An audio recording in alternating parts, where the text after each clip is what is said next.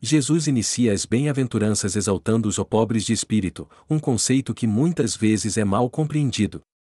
Ser o pobre de espírito não significa falta de valor ou dignidade, mas sim reconhecer humildemente a nossa dependência de Deus. É admitir que, por nós mesmos, não somos suficientes e que precisamos da graça divina para nos sustentar. No mundo moderno, onde a autossuficiência e o orgulho são frequentemente glorificados, essa bem-aventurança nos convida a adotar uma postura de entrega. Quando reconhecemos nossa limitação e buscamos a Deus com um coração sincero, abrimos espaço para que Ele opere em nossas vidas. Essa atitude de humildade espiritual nos coloca no caminho do reino dos céus, um reino que não é construído por conquistas humanas, mas pela fé e obediência ao Senhor. Praticar essa bem-aventurança pode significar momentos de oração onde confessamos nossas fragilidades, pedir orientação divina em decisões importantes e buscar a Deus em tempos de dúvida e dificuldade. É um lembrete de que o reino de Deus não é conquistado, mas recebido com um coração humilde e cheio de fé. Bem-aventurados os que choram, porque serão consolados. Mateus capítulo 5 versículo 4. Nesta declaração, Jesus traz consolo aos corações aflitos, afirmando que o sofrimento e as lágrimas não são ignorados por Deus. Os que choram aqui representam aqueles que experimentam dores profundas, seja pela perda, pela injustiça ou pelo peso do pecado. É um chamado à vulnerabilidade e à autenticidade diante de Deus, que é o Consolador Supremo. Chorar, nesse contexto, reflete um coração quebrantado que reconhece sua necessidade de conforto divino. Em meio à dor, o cristão é convidado a buscar refúgio em Deus, confiando que Ele vê cada lágrima e traz consolo no tempo certo. Esse consolo pode vir por meio de sua presença, da palavra, de amigos ou até de uma paz inexplicável que preenche o coração. Na vida moderna, onde há pressões para mascarar a dor e aparentar força, essa bem-aventurança nos lembra que há espaço para lamentar e buscar cura em Deus. Praticar essa verdade envolve não apenas acolher o consolo divino, mas também ser um canal de conforto para outros, ajudando-os a enxergar que o cuidado de Deus está presente até nos momentos mais difíceis. Bem-aventurados os que têm fome e sede de justiça, porque serão fartos. Mateus capítulo 5 versículo 6. A justiça mencionada por Jesus aqui vai além do cumprimento de regras ou leis humanas. Trata-se de um anseio profundo pelo que é correto aos olhos de Deus, uma busca por um mundo alinhado à sua vontade e caráter. Esse desejo é comparado à fome e sede, necessidades essenciais para a vida, indicando a intensidade com que devemos almejar viver de forma justa. Na prática, aqueles que têm fome e sede de justiça são pessoas que não se conformam com a corrupção, a opressão ou a injustiça. Elas buscam agir com integridade, lutar por equidade e apoiar os que sofrem. Além disso, é uma busca por transformação pessoal, para que suas próprias atitudes reflitam os valores do reino de Deus. Na vida moderna, esse chamado nos desafia a examinar nossas ações, escolhas e prioridades. Como reagimos diante da injustiça ao nosso redor? Será que estamos dispostos a ser agentes de mudança, mesmo quando isso exige sacrifício? Essa bem-aventurança nos assegura que Deus não apenas vê nosso esforço, mas também promete saciar essa fome e sede, trazendo justiça plena em seu tempo perfeito. Bem-aventurados os misericordiosos, porque alcançarão misericórdia. Mateus capítulo 5 versículo 7. A misericórdia é um reflexo do coração de Deus e um chamado para aqueles que desejam seguir seus caminhos. Ser misericordioso significa oferecer compaixão, perdão e ajuda, mesmo quando não é merecido ou retribuído. É uma prática que exige empatia, colocando-se no lugar do outro e agindo com bondade. Na vida cotidiana, esse princípio é desafiador. Quantas vezes nos encontramos julgando ou guardando rancor? Ser misericordioso nos convida a ir além das nossas inclinações humanas, escolhendo perdoar e ajudar, mesmo em circunstâncias difíceis. Isso pode se manifestar em atos simples, como ouvir alguém em sofrimento, estender a mão a quem precisa ou liberar perdão a quem nos feriu. Jesus promete que os misericordiosos receberão misericórdia, uma verdade que reflete tanto no presente, através de relacionamentos mais harmoniosos e uma consciência leve, quanto na eternidade, onde seremos acolhidos pela graça de Deus. Aplicar essa bem-aventurança é cultivar um coração mais parecido com o de Cristo, que sempre demonstrou misericórdia aos necessitados e perdidos. Bem-aventurados os limpos de coração, porque verão a Deus. Mateus capítulo 5 versículo 8. A pureza de coração não está apenas relacionada à ausência de pecado, mas à integridade, sinceridade e intenções voltadas para Deus. Ser limpo de coração é viver uma vida livre de duplicidade, onde nossas ações e pensamentos são guiados por um desejo genuíno de agradar ao Senhor. No mundo atual, onde as distrações e tentações são abundantes, manter um coração puro é um desafio. Isso exige vigilância sobre os pensamentos, intencionalidade nas escolhas e a busca contínua de renovação espiritual por meio da oração e da palavra de Deus.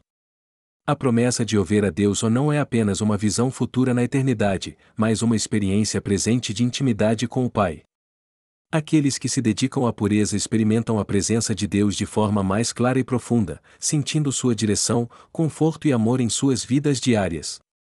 Ser limpo de coração é permitir que o Espírito Santo refine nosso interior, removendo o que nos afasta de Deus e nos transformando à imagem de Cristo. Essa jornada é tanto um presente da graça divina quanto um esforço constante de quem deseja uma comunhão mais profunda com o Criador. Bem-aventurados os pacificadores, porque serão chamados filhos de Deus. Mateus capítulo 5 versículo 9. Os pacificadores são aqueles que buscam promover a paz em todas as áreas da vida, seja nos relacionamentos pessoais, na comunidade ou em situações de conflito. Eles refletem o caráter de Deus, que é um Deus de paz, por meio de suas ações e palavras, cultivando harmonia em vez de divisões. Em um mundo frequentemente marcado por polarizações, divisões e rancores, ser pacificador requer coragem e esforço. Significa não apenas evitar conflitos, mas também trabalhar ativamente para reconciliar diferenças e promover entendimento mútuo. Isso exige empatia, compaixão e uma disposição para perdoar, mesmo quando isso parece difícil. A promessa de serem chamados filhos de Deus enfatiza que os pacificadores demonstram a natureza de Deus em suas vidas. Assim como Jesus é o exemplo supremo de reconciliação, ao nos trazer paz com Deus por meio de sua obra na cruz, somos chamados a seguir seus passos, sendo agentes de reconciliação no mundo. Ser um pacificador também implica agir com sabedoria e discernimento, sabendo quando falar e quando ouvir, sempre buscando a orientação divina para trazer soluções que reflitam a justiça e o amor de Deus.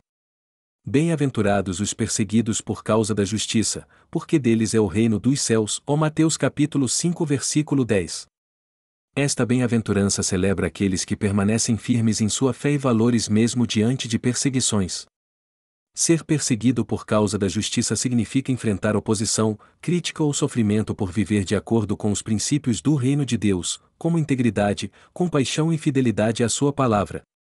Ao longo da história, muitos seguidores de Cristo enfrentaram desafios por defender a verdade e a justiça divina. No entanto, essa promessa assegura que aqueles que suportam essas dificuldades com coragem e fé têm o reino dos céus como recompensa eterna. No contexto moderno, a perseguição pode não ser física, mas se manifesta em formas como rejeição, isolamento ou discriminação. Permanecer fiel nesses momentos é um testemunho poderoso do compromisso com Cristo. Essa bem-aventurança encoraja os cristãos a não temerem, mas a se alegrarem, sabendo que Deus está com eles e os recompensa por sua fidelidade. Bem-aventurados sois vós, quando vos injuriarem e vos perseguirem, e, mentindo, disserem todo o mal contra vós por minha causa.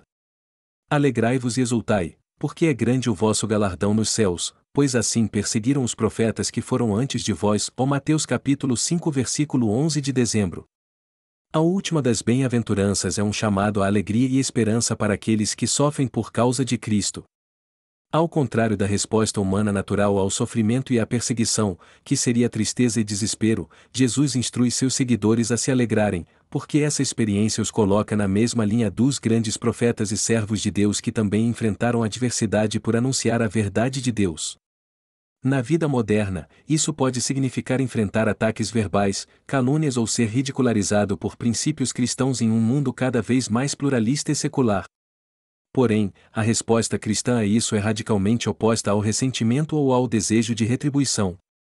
Ao contrário, os cristãos são chamados a se alegrar, pois isso revela uma identidade alinhada com a de Cristo, que também enfrentou desprezo e perseguição. A recompensa prometida é grande, o vosso galardão é grande nos céus. Essa bem-aventurança é um convite a viver de maneira contracultural, abraçando a fé com coragem e buscando refúgio na promessa de que, no fim, o Senhor recompensará os fiéis que se mantiverem firmes. A perseguição, ao invés de um motivo de desânimo, deve ser vista como um sinal da fidelidade ao chamado de Cristo. As bem-aventuranças revelam uma vida que, aos olhos do mundo, pode parecer invertida e até paradoxal. Elas nos chamam a ser humildes, a chorar pelas injustiças, a ter fome de justiça e a ser pacificadores. Cada uma delas nos desafia a refletir profundamente sobre nossa postura diante de Deus e das circunstâncias da vida. A promessa de Jesus é clara: embora o caminho da fé possa ser difícil, a recompensa no reino dos céus é grandiosa e eterna. Vivemos em um mundo onde as pressões externas frequentemente tentam nos desviar do propósito de Deus. As bem-aventuranças não são apenas palavras de consolo, mas sim direções para viver com propósito e esperança, mesmo nos momentos mais difíceis. Elas nos mostram que a verdadeira felicidade não está nas riquezas, no poder ou no sucesso, mas em viver de acordo com os valores do reino de Deus. À medida que procuramos aplicar esses princípios no nosso dia a dia, somos desafiados a alinhar nossa vida com a vontade divina e a responder ao sofrimento, à perseguição e à dificuldade com uma fé inabalável. Afinal, as promessas de Deus nunca falham. Se essa mensagem tocou seu coração e trouxe reflexões importantes, não deixe de se inscrever no canal para receber mais conteúdos como este. Compartilhar essa mensagem com quem você ama é uma forma de espalhar a paz e a esperança que todos buscamos, especialmente em momentos de saudade. Se o que falamos aqui hoje fez sentido para você, convide outras pessoas a também refletirem e encontrarem conforto. Juntos, vamos continuar construindo um espaço de acolhimento e inspiração.